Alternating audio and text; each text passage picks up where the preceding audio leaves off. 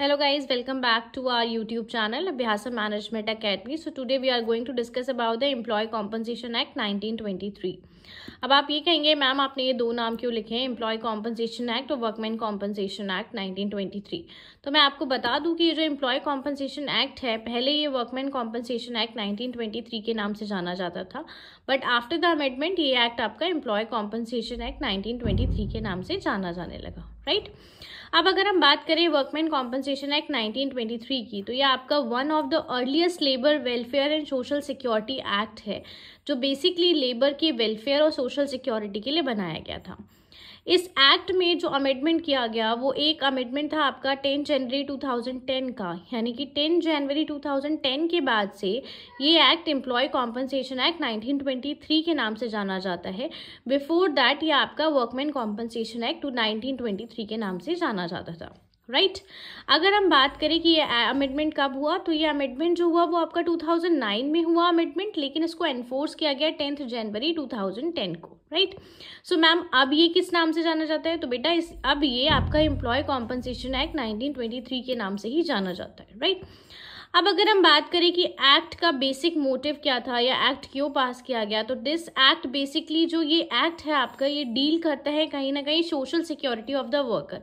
इस एक्ट को मेजर पास करने का जो ऑब्जेक्टिव था वो वर्कर के लिए ही था, उसकी सोशल सिक्योरिटी के रिगार्डिंग और उसके वेलफेयर के रिगार्डिंग ये एक्ट बनाया गया था। अब अगर हम एक्ट के इन्फोर्समेंट ईयर की बात करें, तो the act came into force on 1 जुलाई 1924। आपको पता ही है जब एक्ट का ईयर 1923 है, तो इसका मतलब एक्ट जो पास हुआ वो कब हुआ, 1923 में पास हुआ, लेकिन इसको एनफोर्स किया गया 1 जुलाई 1924 को। एनफोर्स मतलब ये आपका जो एक्ट लागू हुआ वो 1 जुलाई 1924 से हुआ, जो कि इसके सेक्शन 1 सब सेक्शन 3 में गिवन है। मैम ये एक्ट कहाँ कहाँ अप्लाई होता है, तो बच्चे बता दें हम कि ये एक्ट जो है वो आपका होल ऑफ इंडिया अप्लाई होता है, यानी पूरी इंडिया पे इस एक्ट की एप्लीकेबिलिटी है। ये एक्ट मैम कहाँ अप्लाई नहीं होता है या कौन से लोग इसमें कवर नहीं होते हैं, तो जहाँ पर भी आपका ईएसआई एक्ट अप्लाई होगा, यानी employ state insurance act 1948 applicable होगा, वहाँ पर आपका एम्प्लॉय कॉम्पनसेशन एक्ट 1923 के प्रोविजंस एप्लीकेबल नहीं होंगे। यानी सिंपल सी बात आप समझे कि अगर आप ईएसआई एक्ट में कवर होते हैं तो आपको जो भी बेनिफिट मिलेगा वो ईएसआई एक्ट के अंदर मिलेगा, वो आपको बेनिफिट जो है वो एम्प्लॉय कॉम्पनसेशन एक्ट के अंदर नहीं मिलेगा। और मैम ये कहाँ एप्लीकेबल नहीं है, ये आपके जितने भी आर्म फोर्सेस होते हैं वहाँ पर इस एक्ट की एप्लीकेबिलिटी नहीं होती है, यानी हमारी इंडिया में जितनी भी आर्म फोर्सेस हैं उनमें ये एक्ट एप्लीकेबल नहीं है, राइट। अब ऑब्जेक्टिव ऑफ द एक्ट की अगर हम बात करें कि इस एक्ट के मेजर ऑब्जेक्टिव्स क्या हैं, तो सबसे पहली चीज़ ये एक्ट जो है एम्प्लॉय को इनेबल बनाता है कि वो अपने एम्प्लॉयर से अमाउंट ऑफ कॉम्पनसेशन रिसीव कर सकता है। अब देखिए आपको मैं एक बहुत सिंपल लैंग्वेज में समझाती हूँ कि एम्प्लॉय कॉम्पनसेशन एक्ट है क्या। देखिए जब हम किसी भी फैक्ट्री में काम करते हैं या किसी भी हम मैन्युफैक्चरिंग एक्टिविटी में इन्वॉल्व होते हैं, तो वर्कर्स के साथ मिसहैपनिंग होने की चांसेस बहुत ज़्यादा होते हैं, और ये एक नॉर्मल कंडीशन होती है कि ये आपके जो चांसेस हैं एक्सीडेंट के वो किसी भी फैक्ट्री में हो ही जाते हैं, राइट। तो उस केस में क्या होता है कि अगर किसी भी वर्कर के साथ कोई मिसहैपनिंग होती है, कोई डिसेबलमेंट होता है या कोई डेथ का केस सामने आता है, तो उस केस में ये जो एक्ट है ये आपके वर्कर्स को प्रोटेक्ट कर रहा है, एक सोशल सिक्योरिटी दे रहा है कि वो अपने एम्प्लॉयर से उस पर्टिकुलर इंजरी के बदले में अमाउंट ऑफ कॉम्पनसेशन रिसीव कर सकता है, राइट। मैम एक्ट क्यों बना, बच्चे एक्ट इसलिए बना क्योंकि इससे पहले कोई भी ऐसा एक्ट नहीं था जो आपके अमाउंट ऑफ कॉम्पनसेशन से रिलेटेड हो, राइट। तो एम्प्लॉयर जो है वो अपने आप को बहुत इजीली इस कॉम्पनसेशन के पैरामीटर से निकाल लेता था, क्योंकि ऐसा कोई लेजिस्लेशन ही नहीं था।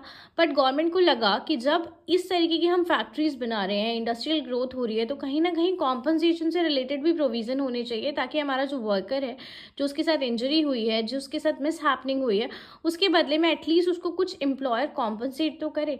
तो एम्प्लॉयर की लायबिलिटी एक तरीके से फिक्स की गई है इस एक्ट में कि एम्प्लॉयर जो है वो लायबल है अमाउंट ऑफ कॉम्पनसेशन के लिए, right.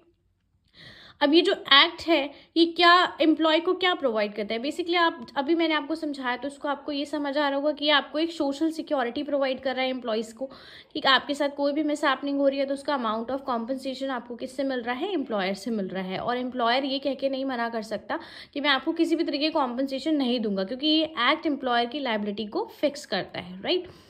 It facilitate the calculation of amount of compensation in case of death and disablement. अब बेटा लाइबिलिटी हमने यहाँ फिक्स कर दी, ठीक है, गवर्नमेंट ने फिक्स कर दी कि हाँ ठीक है आपको इतना अमाउंट ऑफ कॉम्पनसेशन, यानी कि आपको एक अमाउंट ऑफ कॉम्पनसेशन वर्कर को देना होगा अगर वर्कर के साथ कोई भी मिस हैपनिंग या इंजरी का केस होता है तो।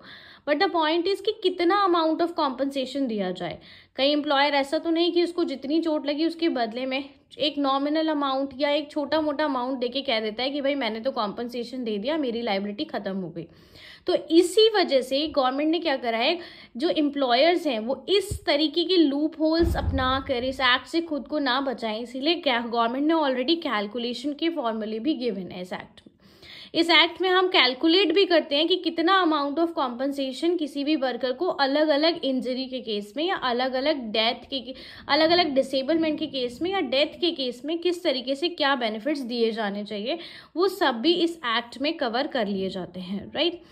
अब नाउ द क्वेश्चन इज कि मैम आपने बोला कि ये जो वर्कमैन कॉम्पनसेशन एक्ट है या हम एम्प्लॉय कॉम्पनसेशन एक्ट आज जिसे जानते हैं, इसका नाम क्यों चेंज हुआ? क्योंकि प्रोविज़न में तो कोई मेजर चेंज नहीं आया, जो पहले प्रोविजंस थे वही बाद में प्रोविजंस रहे, तो सिर्फ नाम से क्या फ़र्क पड़ता है मैम? तो बच्चे देखो मैं आपको बता दूं कि एक नेशनल कमीशन ऑन लेबर था जो इसकी रिकमेंडेशन आई 2002 में, जिसने सजेस्ट किया कि हमें यहाँ पर जो वर्कमैन वर्ड है उसको रिमूव करके हमें एम्प्लॉय वर्ड का इस्तेमाल करना चाहिए। क्यों करना चाहिए? बिकॉज ताकि हम जेंडर इक्वालिटी को मेंटेन कर सकें।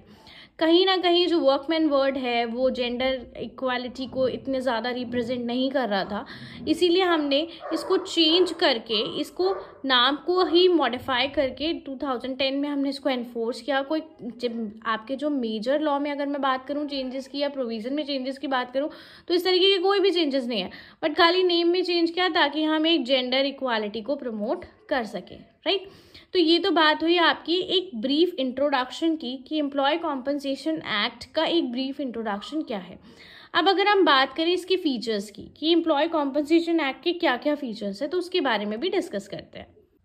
सो गाइज अगर हम इसके फीचर्स की बात करते हैं तो फीचर्स इसके क्या रहते हैं कि इसके थ्रू क्या हुआ, एक quick mode of disposal of dispute आया, जिसके थ्रू हम क्या कर सकते हैं, बहुत ही जल्दी प्रोसीडिंग्स के थ्रू इस तरीके के डिस्प्यूट्स का सेटलमेंट किया जा सकता है जो कि आपके अमाउंट ऑफ कॉम्पनसेशन से रिलेट करते हैं। द सेकेंड इज दैट कि जो ये किस किस पे अप्लाई होता है, जो अब्रॉड में वर्कर गया है उस पर अप्लाई हो रहा है नहीं हो रहा है, तो ये सारी बातें इसमें स्केड्यूल के अकॉर्डिंग मैंशन है। दूसरी चीज़ ये किस तरीके की फैक्ट्री में एम्प्लॉय होगा, माइंस में होगा, कंस्ट्रक्शन में होगा, तो अगर हम बात करें तो it applies to the employees, ये सभी उन एम्प्लॉयज़ के ऊपर एप्लीकेबल है जो फैक्ट्री में, माइंस में, कंस्ट्रक्शन इस्टेब्लिशमेंट में, ऑयल फील्ड में या किसी भी अदर इस्टेब्लिशमेंट में काम कर रहे हैं जो स्केड्यूल में ऑलरेडी लिस्टेड है एम्प्लॉय कॉम्पनसेशन एक्ट के, तो उस सभी जगह ये एक्ट एप्लीकेबल माना जाता है, राइट। कहाँ अप्लाई नहीं होता, मैंने पहले भी बताया था, जितनी भी आर्म फोर्सेज हैं उनके मेंबर्स के ऊपर ये एक्ट अप्लाई नहीं होता, प्लस आपका जो ESI बेनिफिट रहता है जिन एम्प्लॉयज़ को, उनके लिए ये एक्ट नहीं है, यानी उनको जो बेनिफिट्स मिलेंगे वो ESI एक्ट में मिलेंगे, कॉम्पनसेशन एक्ट में नहीं मिलेंगे। तो जहाँ पे भी ESI एक्ट की एप्लीकेबिलिटी है वहाँ पर आपका ECA अप्लाई नहीं होगा, ECA employ compensation act apply नहीं होगा।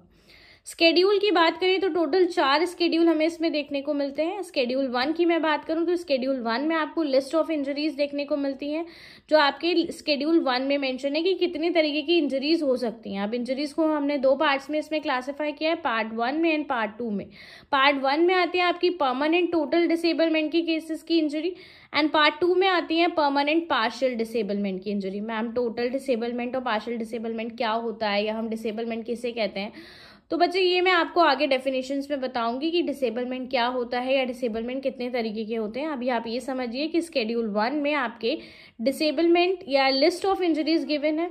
वो लिस्ट ऑफ इंजरीज हमने 2 पार्ट में क्लासीफाई किए हैं, पार्ट 1 और पार्ट 2 में। पार्ट 1 में आपकी परमानेंट टोटल डिसेबलमेंट के बारे में बात की गई है और पार्ट 2 में आपके परमानेंट पार्शियल डिसेबलमेंट के बारे में बात की गई है, राइट।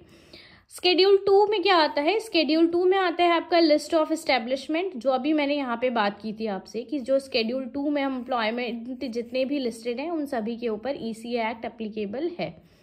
तो जो आपका पार्ट 2 है वो आपका लिस्ट ऑफ एस्टेब्लिशमेंट है, जो बताता है कि किस किस जगह पे क्या कैसे कैसे आपका ये एम्प्लॉय कॉम्पनसेशन एक्ट एप्लीकेबल होगा। यानी आप सिंपल शब्दों में समझे तो उन सभी एस्टेब्लिशमेंट की एक लिस्ट है जिसके ऊपर ईसीए एक्ट अप्लाई हो रहा है, राइट।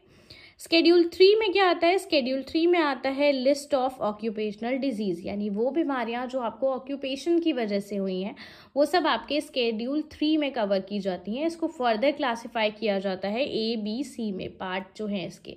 तो हमें इतना डीपली नहीं पढ़ना बिकॉज हमारा इतना काम का नहीं है, तो हम सिर्फ ये समझ लेते हैं कि स्केड्यूल 3 में हमारी लिस्ट ऑफ ऑक्यूपेशनल डिजीज आती है जो कि आपके पार्ट ABC में क्लासिफाइड है। स्केड्यूल 4 में क्या आता है? सबसे important part, calculation of amount of compensation, कि कितना अमाउंट ऑफ कॉम्पनसेशन दिया जाएगा डिसेबलमेंट के केस में या फिर डेथ के केस में। ये सारा आपका स्केड्यूल 4 में आता है। तो आज हमने एक्ट का इंट्रोडक्शन पढ़ा, एक्ट के ऑब्जेक्टिव्स पढ़े, एक्ट के फीचर्स पढ़े और कुछ इंपॉर्टेंट स्केड्यूल्स पढ़े जो आपके एक्ट में गिवन है, राइट।